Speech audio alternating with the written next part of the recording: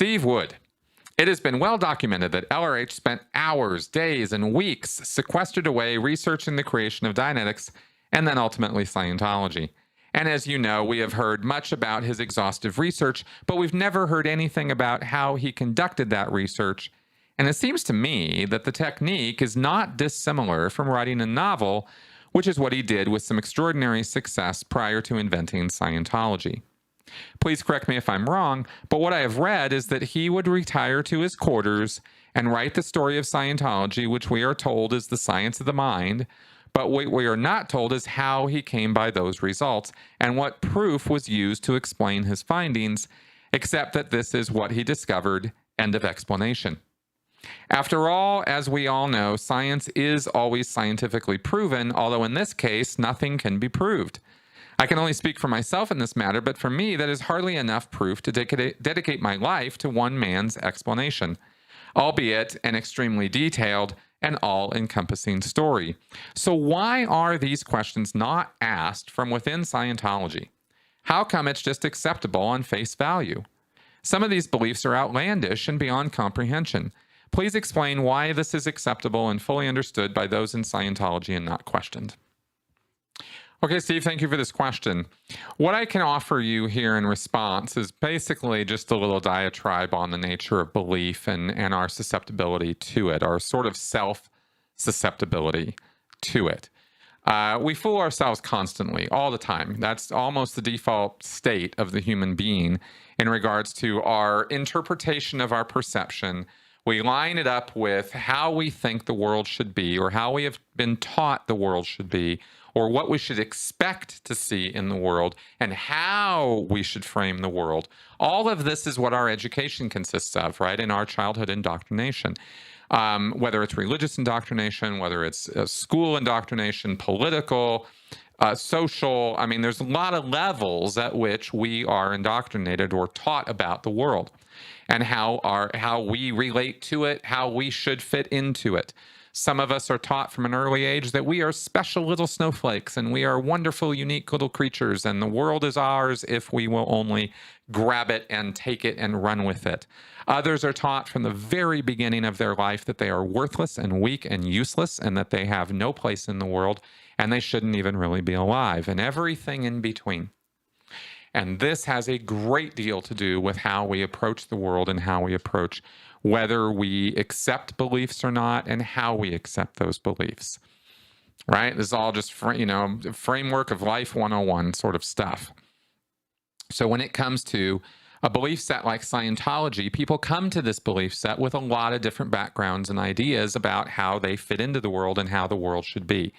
But if they get on board the Hubbard train, then what they're agreeing to is the idea that man is a spiritual being who is immortal and who has a vast, vast degree of potential, far greater than you or anybody else is achieving right now.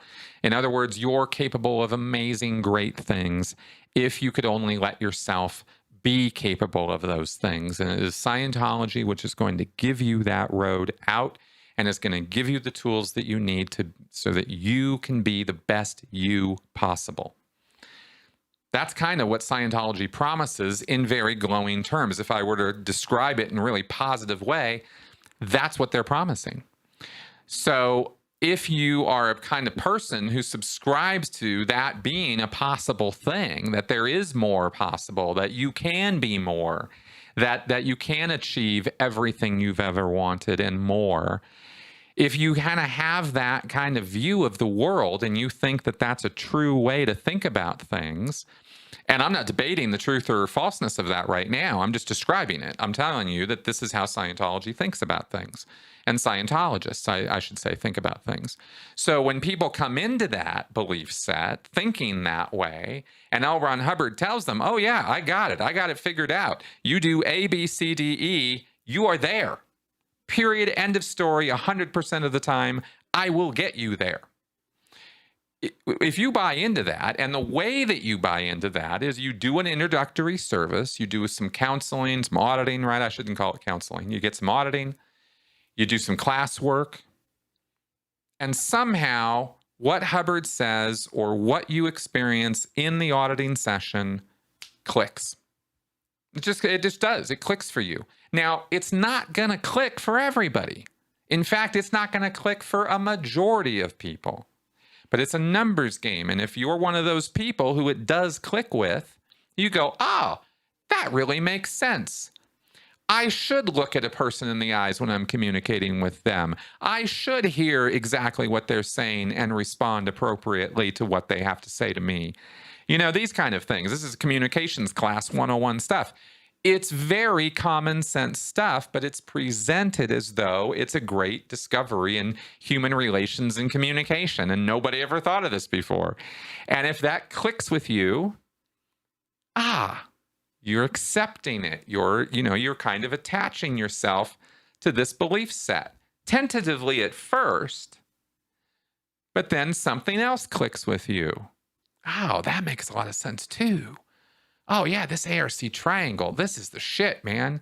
Yeah, if I have more reality with people, if I communicate with them better, I'll like them more, they'll like me more. I mean, click, click, click, right? Wow, this makes a lot of sense. And so you've bought into another principle in Scientology. Now, if you think critically about these principles that you're accepting, then you will see that there are exceptions to these. But if you don't think critically about them, then you won't. And you'll buy into Hubbard's assertions that everything in Scientology is true 100% of the time. And then you buy another thing and another thing. And you can see where I'm going with this is that this is the road of acceptance into a belief system. And there's a tipping point, and I don't care what the belief set is. And it doesn't even really matter whether it's true or false. That's not my point. The point psychologically is there's a tipping point. There's a point where you accept enough facts, enough things as true, that you then give yourself permission to accept the entire thing as true, unexamined. I don't necessarily know if the OT levels are true or not. I've never seen them. But all this stuff that I've seen so far makes so much sense and works so well for me that I'm going to just accept on faith that all of it is now true. Every one of us has that tipping point, that point of, sort of real full acceptance of this thing. And at that point, the critical thinking comes down even more, becomes even less, because you're just kind of giving over to these assumptions that, this is all true and it all makes sense. And that's basically the sequence of acceptance of, and the adoption of a belief set, right? That's how we do it, as we go step by step like that. So you ask, how is it that people can enter into this belief set and never question L. Ron Hubbard's research methodology? Well, Hubbard's research methodology is something that you either ask about at the very beginning, realize there's nothing there, and hit the road, and you don't become a Scientologist, or it's not really what you're asking about at the beginning. Very few people are going to be asking deep, insightful questions about Hubbard's research process. Most people just want to know, how does this connect with me? What does this have to do with me? Give me something. And Scientology delivers. I'll give you a communications class. I'll give you an auditing session. I'll give you a serotonin rush, right? I'll hit you with that dopamine, and I'll give you that, and you feel great. And the feelings take precedence over the facts, and that's kind of how people get suckered into these things, whether it's Scientology or any of this stuff. So when the question does finally come around of, well, how did Hubbard figure all this stuff out? Because don't get me wrong, that question does come up. It's just not on day 1 or 2 or 3, okay? It's not the first thing people are asking about in their Scientology experience. So when they do finally start asking that question, the answer tends to be, he's just a genius guy. I don't know. It's kind of amazing, isn't it? I wish I knew. I wish I knew how he could have figured all this out, because it's kind of genius, isn't it? Like, these are the responses you get from Scientologists when you ask them about this, is they don't really know. And instead of challenging or thinking critically about the answer to that question, they just dismiss it and go, well, there must be something I don't know, or there must be more information I don't know, or. They invent some kind of answer to fill in the void of having no answer to that question. Because the truth is, L. Ron Hubbard didn't do research. He was the farthest thing from a competent researcher that you will ever find. The man had no scientific chops of any kind. He wouldn't know what peer review was if it hit him upside the head.